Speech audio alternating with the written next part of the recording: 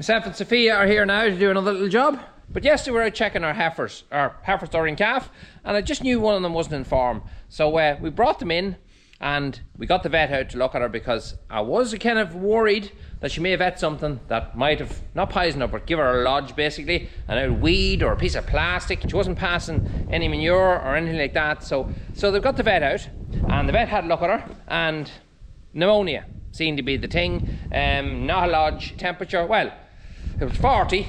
It's a high temperature. We injected her, treated her for that, and we put her back out again because there's no need putting an animal in this time of year. The houses are just way too warm. It was nice settled weather, so she was alright to go back out again. She wasn't too bad. It was just in the very, very early stages of it. We're going to bring her back in again. Haven't seen her since yesterday evening, but I have to say yesterday evening, after she was treated, she seemed to be well improved late on last night. So we're going to just bring her back up here now. We're going to have a look at her. Hopefully she's okay. Put her back in here because we have to give her treatment for the next 3 days. So we'll get her in now, give her a treatment and check her temperature and see is it improving. But it's not something you expect this time of year. It's colder at night. It just, the weather has slightly changed. We've been more of a cooler breeze blowing compared to the real hot weather that we've been having, and that can upset animals and can lead to pneumonia. So let's get her in. Right, so my army is with me. Sophia's over there on the far side. She's blocking that side of the road. Cole's after cycling over here on a bicycle. She's going to block this side and we hopefully get these animals out. Kids are off at school. Very handy to have them. Bit of help makes the job so much easier. 79, there she's there, third one out from the tree. Happy ahead. Definitely looks an animal coming walking up here now. She definitely looks an animal that's well improved. She definitely is. It's always nice to see that. I have them well trained. Plus the fact every time they see me, they kind of know they're getting fed, so that does help too. That's how with the head down eating. So yeah, different animal. Anytime you see that, it's a big weight to your shoulders because that would have you worried. It would have you worried when you see an animal sick. The last 12 months has been the best 12 months we've ever had in our farm, ever. We have had practically no sickness in any animal, no fatalities, no injuries. It's just incredible. That will change. There's no point in saying it won't. It will change. We're just running through a very lucky period. But look at, enjoy it when you can because tomorrow could be a completely different day. On. Sophia looks like a scarecrow.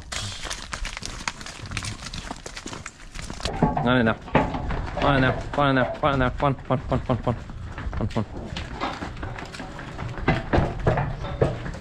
Let the rest of them go. Easy. I'm back. Now, in you get. Up into that chute there.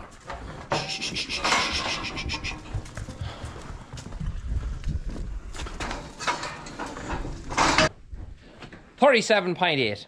That's what popped up. So it's going in the right direction. It's getting closer to what normal should be. She does look much more cheerful. She's full of energy. She's a different animal. Nice, healthy head on her as well. So what we're going to do now is, Sophia's just coming with an injection here. We only need the one, Sophia. That one's for tomorrow. So we're going to inject her with another dose of penicillin. After that should be her problem fixed. But she's on the right road. I'm really happy to see that. Don't like to see any cattle sick. I will say, injecting an animal, you're going to do it a little easier. I'll show you here now first. Just put it in there first. Rub the area as best you can. It kind of warms it up. Animals remember getting injected. That's one thing that will stop them wanting to ever go up into a crush. So anything you can do to kind of take it off their mind, do it, because trust me, down the line it will work to your advantage. All right, that's the girl. Always standing in the way. Standing for now, scratch too. And all right, good animal, done very well. A hell of a bully, but good animal. Right, on to the next job. Sorry about the wind, it's very windy here, just bear with me. But one thing we do have to do, and I've my tripod here kind of sitting in the way, is I have to dig out this, put a manhole in here. Underneath all this, there is an actual pipe, 2 pipes for the meat, and this, when we dug this out, we kind of damaged where the manhole used to be. When I say manhole, I mean a drain where all the water can come down here and run into. Now it is getting away, but it's covered up now and I need to dig it all out. I need to put in a proper gully, hook them pipes up correctly the way they should have been done, and get that sorted, because it is very important, because a lot of the heavy water is running down onto the street and that's not a good thing. So let's get this sorted.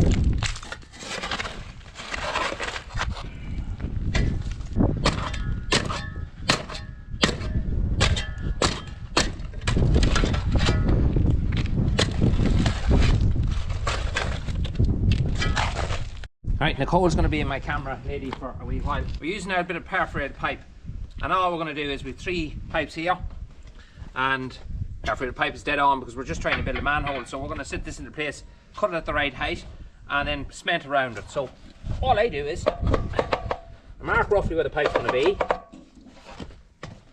It's really levels more than anything. And rather than trying to cut a hole, which you can do if you really want to be precise, I just cut the whole slot out, and I have another little trick that I use then how I keep the cement from going in underneath. So what I'm going to do now is I'm going to cut these all out, and then we're going to add a little bit of length onto each of these 3 pipes, and then we're going to get ready for cement.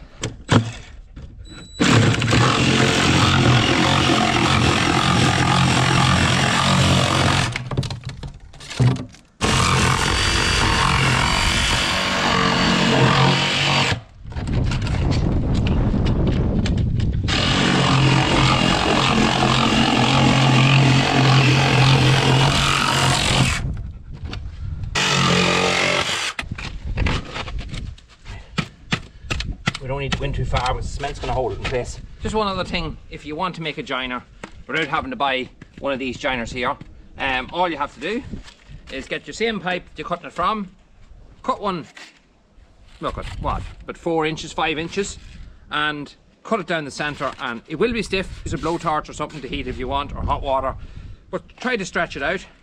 But all you have to do then is cut another little stripe if you want. You don't have to, because when you cement this up and prop it underneath, it's never going to go anywhere. The cement's going to form around it. You can cut another little section then to sit on top of that cable, couple of cable ties around it if you want, if you're fussy.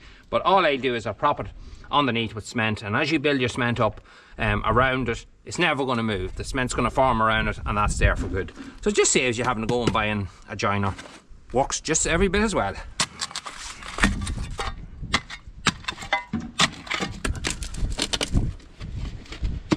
That's it. Now, before we start mixing, a lot of you might notice that is a plow.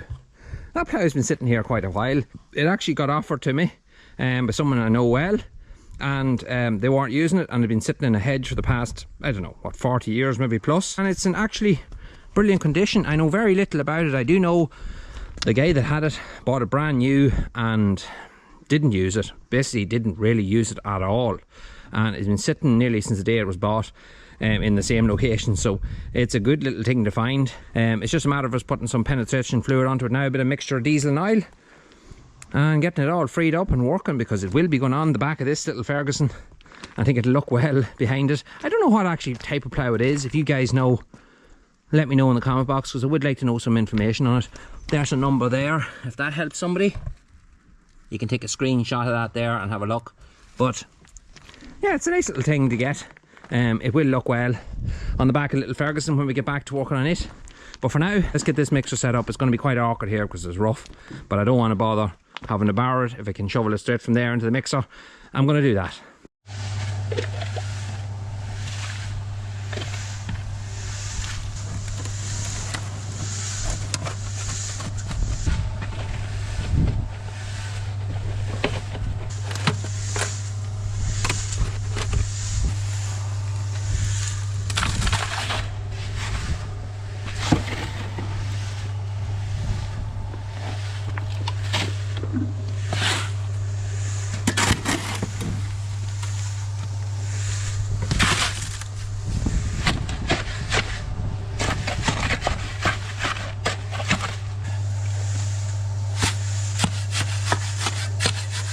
One thing you can do to not have to put so much cement in it, build around it with stones.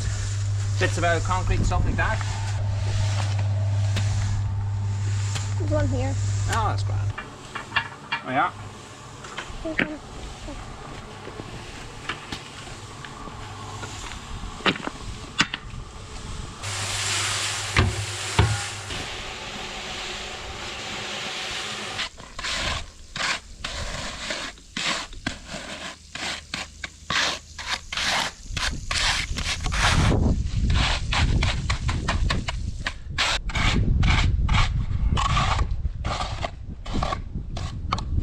So that's that done.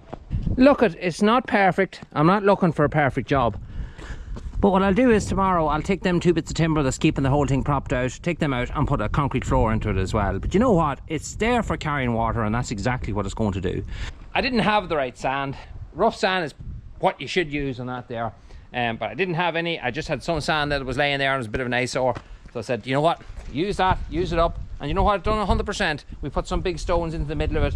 It'll be dead on. It's not going to be staying there very long, because when we build this shed, which I'm hoping to start, not so soon, but I am making plans on it already, and I am making some progress on it. There is plans for that at the minute. We are talking actually to a company as well that do kit sheds, and we're just waiting for a couple of quotes to come back in and see how that goes. But this whole area here, just where you're looking, is rough. It's rough concrete. Just down to the gate there is very rough.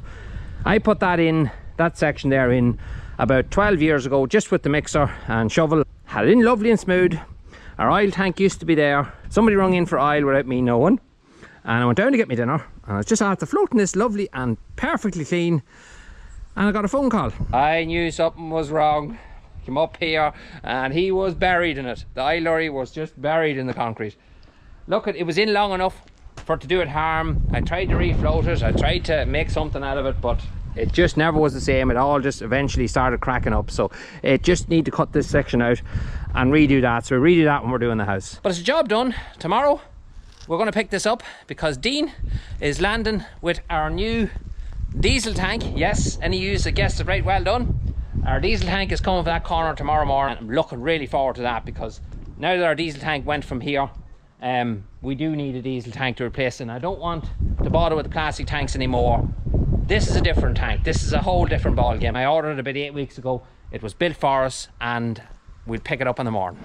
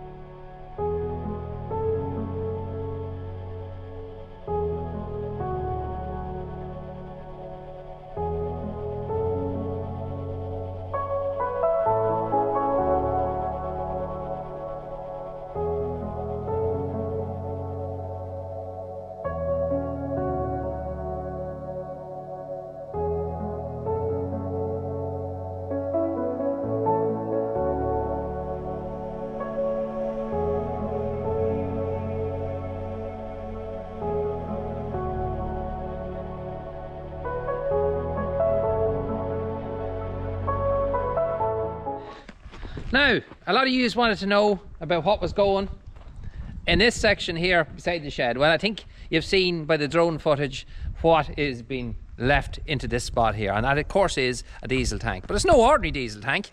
We have Dean here from TankFab, County Armagh, and he's going to give you a little bit of a rundown of what we're after taking delivery of. Now Dean, can you tell us about the tanks? Thanks very much for that, Adrian. No problem. Yeah, so as Adrian said, my name's Dean. I'm from a company called TankFab Limited. We're based just up outside County Armagh there, and this is one of our diesel tanks. This is our XP3 series, which is a 3,000 litre bonded diesel tank. Now, we've customised this diesel tank to suit Adrian. That's something we try to specialise in, is to customise all our diesel tanks to suit every customer's requirements. We do everything from a 500 litre right through to 150,000 litre. We do it in a wide range of shapes, sizes, and try to accommodate everyone. I suppose if we just run through some of the key points on this tank, we start off, we have a 4-point lifting system on this tank, fully lockable fill point, and this tank also has our X-formed sides on it, which gives extra strength and rigidity into the tank. Yep. So if we just take you around to the front of the tank here, Okay. we have our fully integrated lockable cabinet. So this cabinet houses all our pumps and fuel management systems. So if we just open it up here, I'll show you inside. So this is the inside of the tank, and what we've teamed this tank up with is one of our Poozy Panther kits. So what that kit entails of is a 3-digit readout meter. We have a 56 litre a minute pump, and we also have a full filtration system on this as well. Okay. So that's a 10 micron dirt filter, and it also has a water absorption pack in it too. We also have a 4 metre delivery hose and an auto shut off nozzle as well. And as I said, the cabinet's all fully lockable and secure to keep everything nice and secure behind it. Again, Adrian, with all our tanks, it'll come with 2 sets of keys, which is 2 keys for your lockable fill point and 2 keys for your door lock here. Yeah. One thing I noticed straight off the bat is the size of it. When it came, it looked like a tank, and people say a tank, sometimes they refer to an army tank. Well, that's what this one looked at, and forgive me that it's green. I know a lot of people will say it's green. I thought you didn't like John Deere. Well, it's green. I picked green, and I actually like the way it blends in with the farm. But it's quite a heavy tank.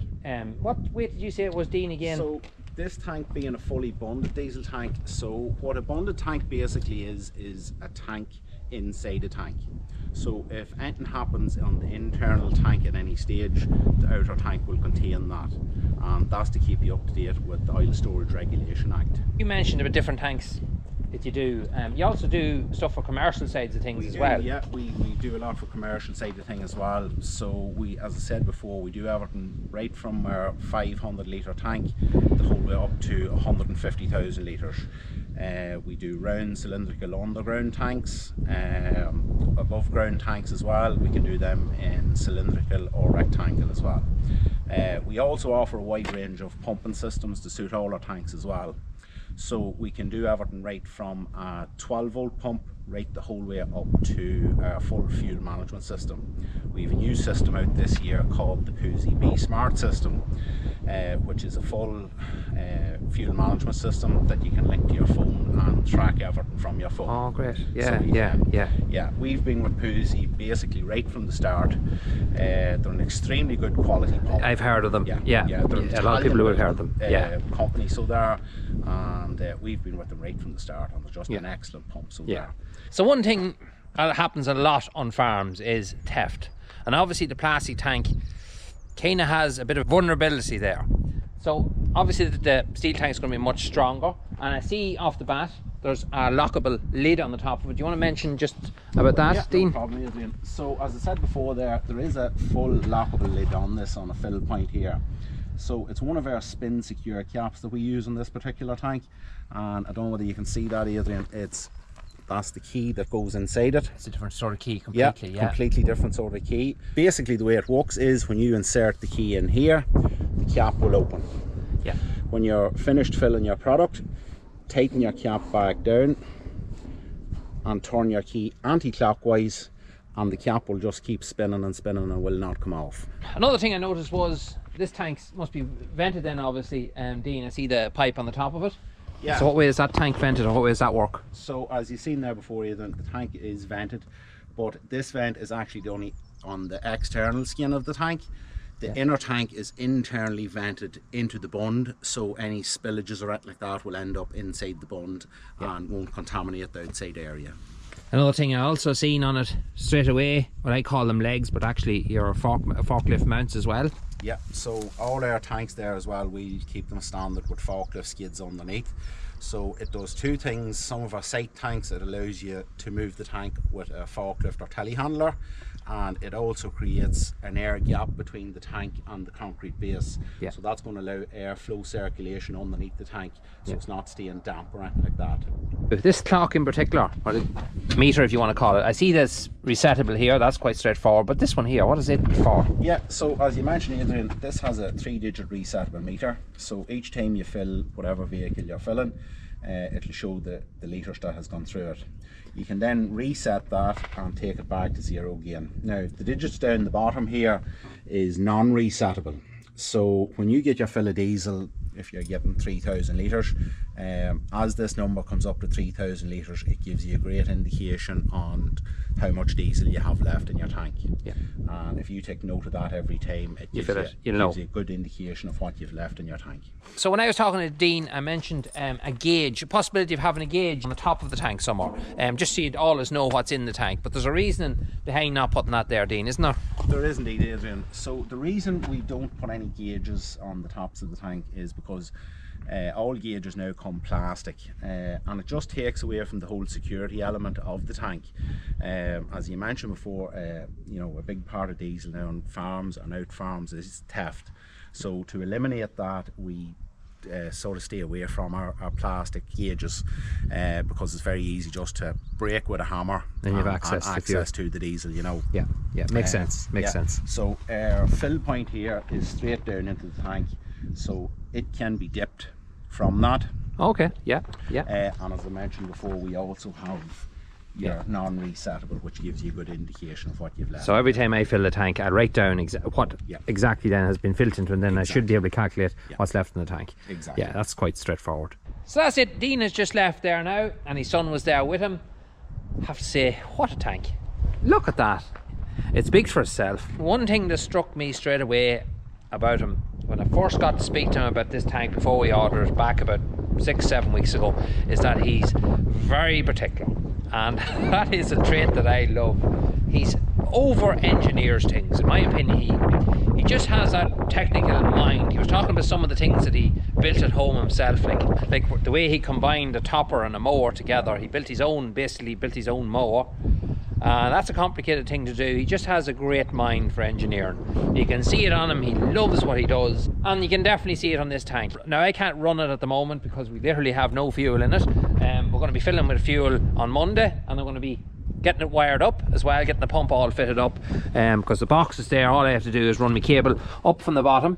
So there's a hole in the bottom, and brings the cable in here and hooks it into the junction box here, and then we can switch her on and she's ready to go. There's a way of bleeding her here if we need to as well.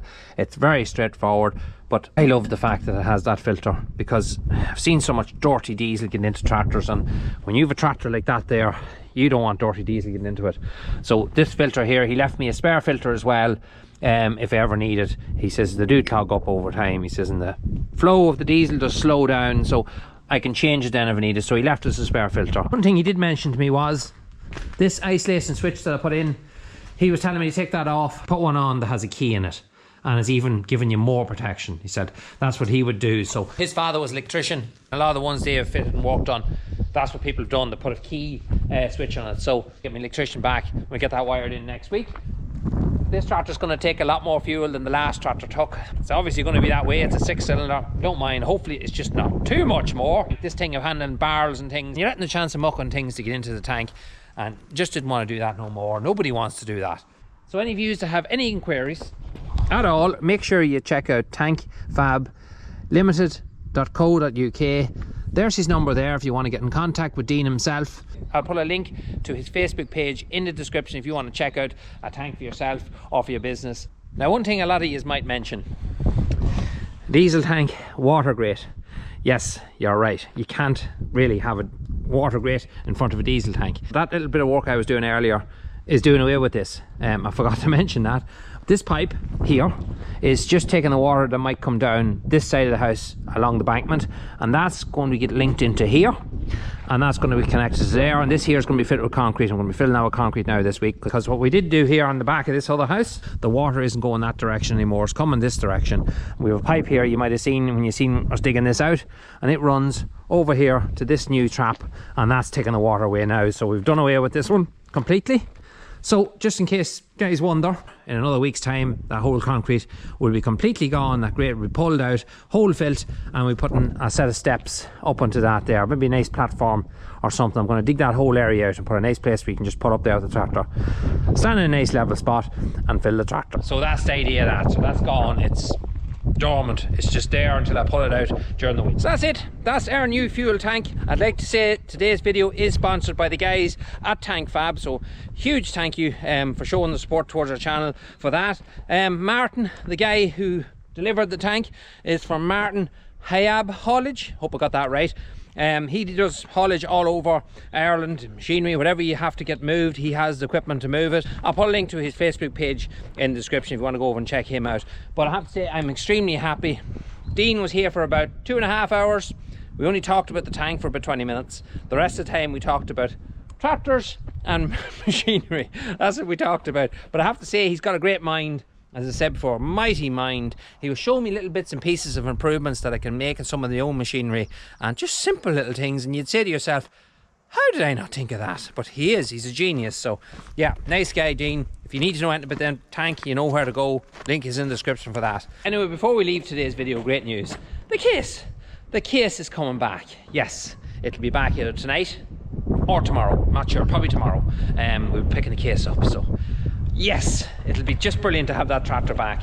You can have loads of shiny paint, loads of horsepower, but you know something, there's a soft spot for that case here, and when it's not here, it's just not the same. You just can't get the same amount of work done with it. It's just so handy. So great to get that. It was just music to my ears to hear that tractor is finally finished. So it'll be making an appearance now very, very shortly. Anyway folks, I'm going to leave for the day. I'm about to start my milking. Thanks very much as always for watching. If you like what you see, you know what to do.